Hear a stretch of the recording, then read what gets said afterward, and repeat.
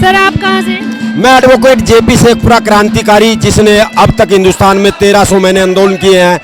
और मैं CM city से हूँ, जहाँ हमारे चाचा खट्टर मुख्यमंत्री है। और हम करनाल में हमारे जो पत्रकार आकर्षण पलाईबिन वाले हैं वो आजकल जेल में हैं, जैसे चुड़नी साहब जेल में हैं। पहले एक धारा के अनुसार उनको पकड़ा गया था, बाद में धारा पे धारा लगा दी। उनको जेल में डालने का मेन मकसद है हरियाणा की सोशल मीडिया जो सत्ता पक्ष से सवाल करती है, उनके मानसिक रूप से उन पत्रकारों को गुलाम बनाना। और पत्रकारों के बाद किसानों को गुलाम बनाने के लिए इन्होंने चुड़नी साहब पे 307 इतनी धाराएं लगा दी जो जेल के अंदर बंद है।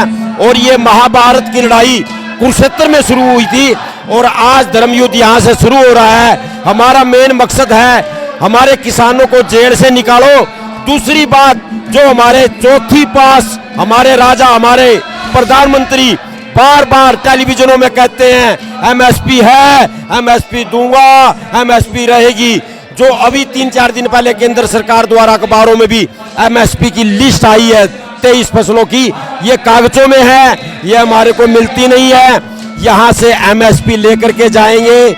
70% किसान यहाँ पर 10-15 दिन के अपने कपड़े, अपने बिस्तर लेकर के पहुंच चुका है। और ये देखना जैसे जैसे समय पड़ेगा, अभी प्रशासन से मिलने का टाइम दिया, बार बार दे रहे हैं, पर प्रशासन धोखे में है। 2 बजे के बाद ये उग्र हो जाएगा, 3 बजे, 4 बजे, 5 बजे दूसरा काम होगा। और शायद दिल्ली वाला किसान आंदोलन, विश्व किसान आंदोलन कुरुक्षेत्र में बनने जा रहा है। मैं आपको एडवांस में ये बातें बता रहा हूँ। सरकार कह रही है कि एमएसपी और का भावांतर का 1000 रुपया खाते में आ जाएगा, या आज आए या कल आए। ये सरकार 1 साल रह चुका है। इस सरकार ने 500 आदमियों को फिदाइन बनाया। फिदाइन जानते हो, जो बम ब्लास्ट करेंगे, बम ब्लास्ट करेंगे। आपको असलियत में बता दूं, ये सरकार 2024 का इलेक्शन नहीं करवाना चाहती। ये राजतंत्र लेके आना चाहती है, ये मनुस्मृति लागू करवाना चाहती है, ये लोकतंत्र नहीं कराना चाहती। और ये जानबूझ करके कागजों में काम कर रही है। एमएसपी ओनली कागजों में है। 3 दिन पहले हमारे मुख्यमंत्री खट्टर साहब ने जानबूझ करके 8000 रुपए एकड़ किसानों के खाते में पैसे डाल दिए और कह दिया अपनी एमएसपी वाली सूरजमुखी कहीं पर बेचो।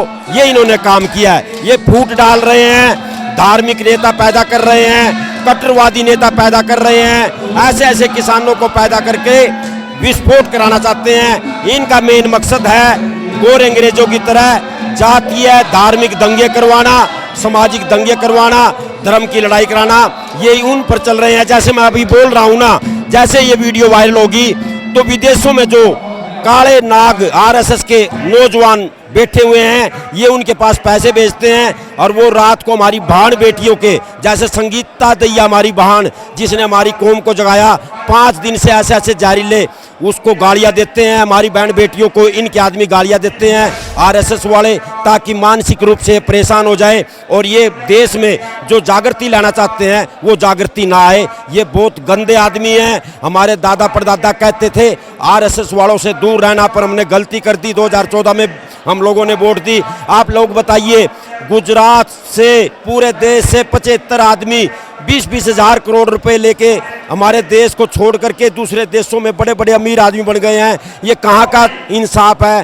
काले धन के लिए हमारे से वोट मांगी गई थी, काला धन कुछ नहीं आया। विपक्ष में जिन्होंने लूटमार की थी उनको जेल में डालना था।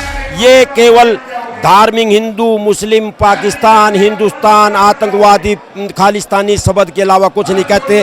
और मैं एडवांस में एक और बात बताता हूँ, कल के अखबारों में देख लेना, कहेंगे कि पिपली अनाज मंडी में जो फंडिंग आ रही है वो खालिस्तानी दे रहे हैं विदेशों से। इनका ये काम है।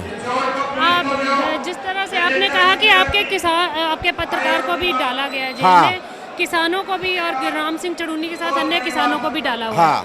उनको छुड़ाने की क्या रणनीति है? क्या करें साहब, धार्मिक रूप धर्म के नाम का जो गोला है, जो अफीम है, वो हमारे नौजवानों के अंदर डाल दी है।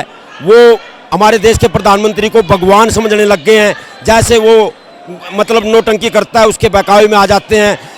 पत्रकार सीएम सिटी का, आईबीएन का चैलेंज के साथ कहा और कह रहा हूँ सोशल मीडिया पे भी कहा था और करनाल सीएम सिटी में खड़े होकर कहा था, ये पत्रकार जो जेल में गया है कोई ब्लैकमेलर के हिसाब से कोई प्रूफ दे दो।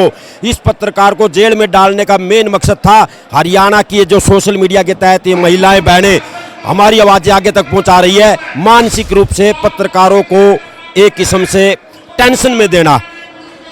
चुड़नी साहब का क्या दोष था, 1-2 धारा लगनी थी, जानबूझ करके चुड़नी साहब ट्रैक्टर चला रहे हैं, चुड़नी साहब ने पुलिस वालों के ऊपर ट्रैक्टर चढ़ा दिया, 307 लगा दी और लगा दी।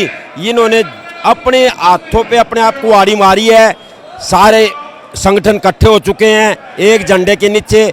हम शुक्रिया अदा करते हैं प्रधानमंत्री का, शुक्रिया अदा करते हैं खट्टर साहब का, हमारे बिछड़े हुए सारे संगठन, सारे किसान संगठन आज एक मंच पे खड़े कर दिए हैं। अब ये क्रांति शुरू हो चुकी है, हमें कोई मतलब नहीं है। मुझे पता है ये लोग नॉन जाट जाट का नारा लगाते हैं, सभी जातियों को आपस में भिड़ाते हैं, पर हमारे को हमने 23 फसलें जो केंद्र सरकार ने मोहर लगा रखी है उसकी खरीद चाहिए, उसको खरीद चाहिए, कागजों में नहीं चाहिए, खरीद चाहिए।